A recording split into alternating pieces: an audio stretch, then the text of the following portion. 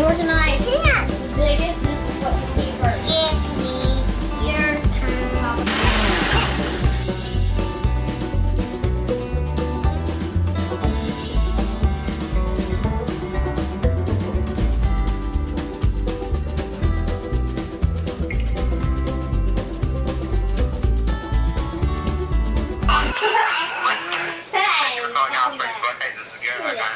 Yes, sir. I was wondering if you would be able to go back and let me know what kind of chickens, the chicks you have available. I can get somebody that can. Give me one second. Sure, thank you. Gift of choice. Gift card. Oh, wait. Hi. Why are we getting chicks today? Because it's time.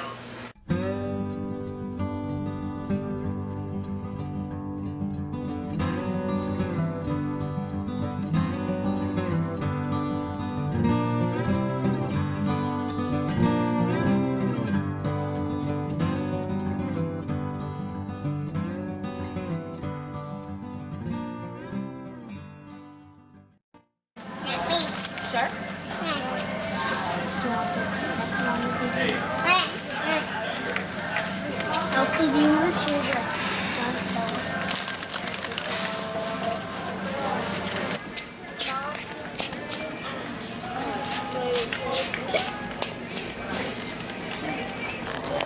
James was sleeping.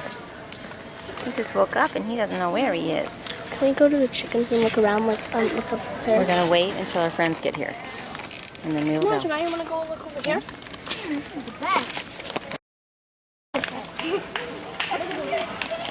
Oh my. Stay to the right, guys. Stay to the right. What would we do with a turkey? We would eat it. Oh, you bet. Ow! They can ow! What food? Yeah, I want some of that. Ow! It tastes like popcorn. He's trying to swallow my finger. Oh! What are you thinking? Well, we got Researching types. We have 3 different kinds of guineas. It's not. I've heard of the pearl and I've heard of the lavender. I have not heard of the coral. So guineas are tick-eating fools. They just eat lots and lots of Right, ticks. they So annihilate them. that is why we're considering getting some guineas. They're really cute. They're cute. I'll get it back and we'll start telling that. Yeah, we better do that. Do you know anything about these bottom row chickens? No, I much at all? sure don't. Okay. All I know is these here, they lay a light color blue egg. That's Okay. all I know. It doesn't hurt. That sounds pretty. They're gray. We could get one of those.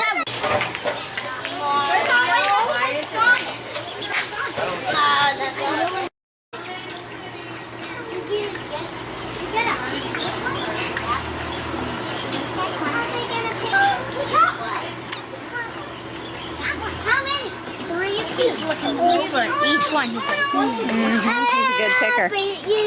we're gonna get a turkey. How much? How much? Yep, just watch it. This is smaller one. So we got home and we put them in the Gaga pit. And we have 9 of 9. We decided not to get the turkeys. So we got, because there were $11 for one. We got 9 guineas and 8 chickies. 1, 2, 3, 4, 5, 6, 7, 8, 9. Wait, what? 1, 2, 3, 4, 5, 6, 7, 8, 9. Wait, 9. Sorry, 9 chickies. 9. And these 2 are like the most precious little things ever. They'll just lay down on your hand. One girl sauce. These are the miniature chickens. Look at them. Be gentle. Okay, now So we played outside for a while, but our enclosure needs a little bit of work before we put them in it. So we're gonna put them in the duck pool. So we're going to take them in the house because we're without concerned water. about hawks with us not out here. And then we'll put. So they're going to come inside. Do you have them all? Oh my goodness, these guineas are like. Yeah, we did get baby guineas, and They're fast. Seriously, not fast. they are very fast. They are very fast birds. We're used to chicks, and chicks just aren't quite. And this. these guys, once you set them down. Mom, this probably weighs only. I had to come out to the barn for a couple minutes to breathe. So the arrival of the chicks brought much excitement in our house, as you can see. and the excitement turned into wound up children who were kind of irritating one another because each thought that they had the best idea of how to, you know, handle the chick or whatever it may be. And then one of my kiddos for no good reason, just started having a tough time, and it was very challenging. So it has been a couple of hours now of kids needing mom for one fussy reason or another. And wow, moms, you know, when that happens for a long period of time in a row without a break, you just kind of start feeling crazy in your mind. But I kept thinking about a line that I heard back a long time ago when I did a Danny Silk parenting study, and he just said, manage yourself. Just manage yourself. When you can't manage your people because they're all losing it, just manage yourself. Just work on yourself, having a calm voice, you know, just being patient, walking away for a minute if you need to, you know, just breathe for a minute if you have an unreasonable kid or whatever it may be. Just manage yourself. And so that's what I've been doing. Sometimes it's easier than others. But, you know, thankfully, this has been a hard lesson for me to learn. I used to really, and I still struggle with this a lot. It's not like I have victory over it, but I used to really like lose it with my children. When they were so unreasonable, I would just not even be able to handle it. I would just feel like I was going crazy, and I'd be yelling at them, or, you know, just extremely frustrated and angry with them. And you know what? It didn't help anything. It surely didn't help them calm down. So this is what I am slowly learning over time, is to manage myself. It is not easy, and I definitely don't have victory in this area yet, but I have come a long, long way. And for that, I just praise God, because He has done a good work in me, and He's continuing to do it. So, got over the crisis. We got the child calmed down. Never did figure out what in the world made them so upset, but I guess it doesn't really matter, right? They were just struggling with some things inside their own heart. And so I put James down for a nap, and the other 6 kiddos are all watching Dennis the Menace. We discovered this week, they'd never heard of Dennis the Menace, you know, the shows from the 60s, late 50s, 60s. And so they have been watching those here and there this week. So that's just something that they can all do quietly on the couch. So that's where we're at. And I'm going to take a little walk just around the house before I go back in, just to breathe for a minute. Oh, it's so good. So good to just breathe this air, this fresh air. It's not even that hot today. It's probably only like 89. Feels so much better than yesterday. It rained last night. It just cooled things off. So I am getting ready for dinner. So I meant to tell you guys about this diet that I've been doing. I'm chopping cabbage while we talk, so that's why I'm looking down. Jason and I have been for 2 weeks, the last 2 weeks, we have been on a special diet, just the 2 of us. We are just doing meats and vegetables, but not any carb vegetables like potatoes, but just basically no carbs and no sugar is the gist of it. If you go on, I'm trying to think, it's the candidadiet.com, I think it is, where you're following their plan, and I think it's stage 2. I think stage 1 is actually just like broths or really serious. So I think it's actually considered stage 2.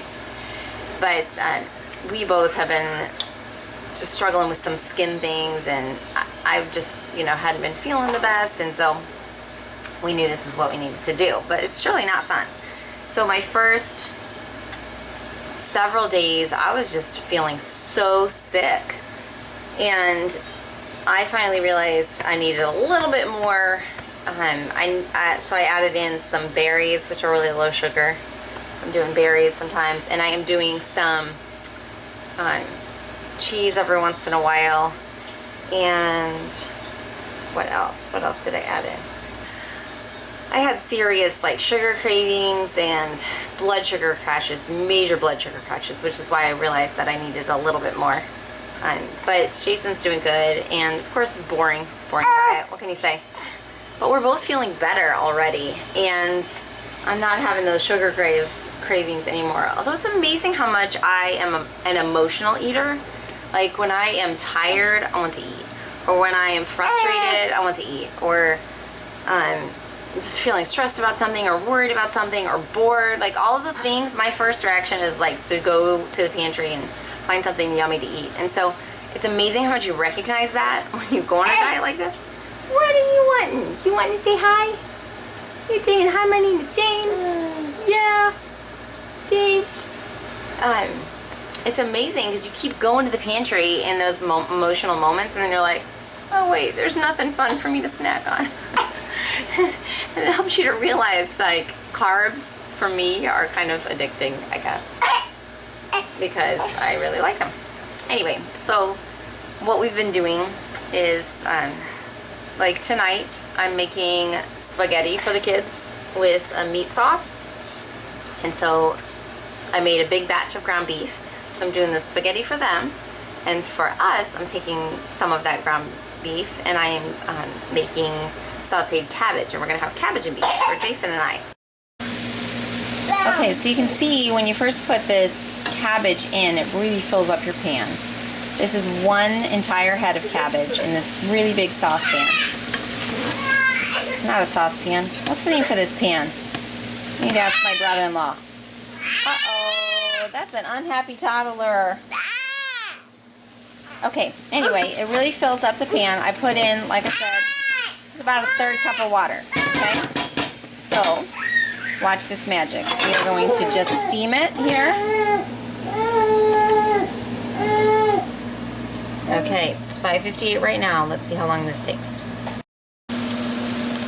Okay, 6:14, and this is where we're at. You can see that it has steamed, and it's really floppy, and it's cooked down a little bit. So,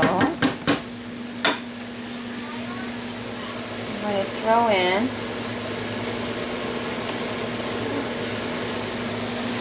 a few tablespoons of butter. Oops, a few tablespoons of butter.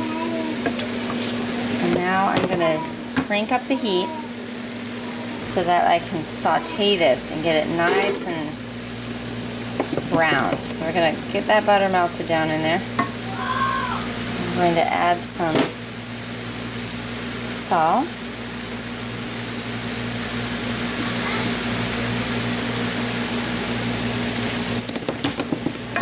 Get the butter, make sure the butter is all around. And then we're going to let it sit and start browning.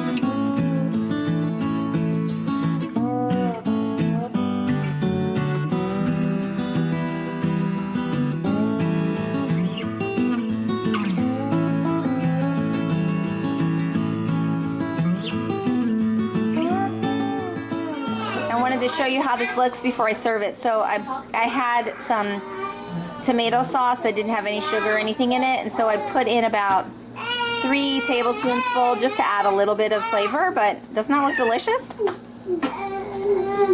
My kids are glad they're not eating it, but I'm excited.